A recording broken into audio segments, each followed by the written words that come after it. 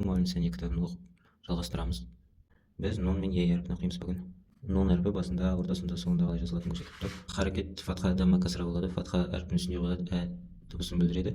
Касра әрпінің астында бір сызық, и дыбысын білдіреді. Дамма осындай өтірге ұқсаған, ол у дыбысын білдіреді. Бірінші әріпті оқимыз, на, содан кейін харекетті оқимыз. На, и, ни, на, у, ну. Осылай жалғастыра береміз.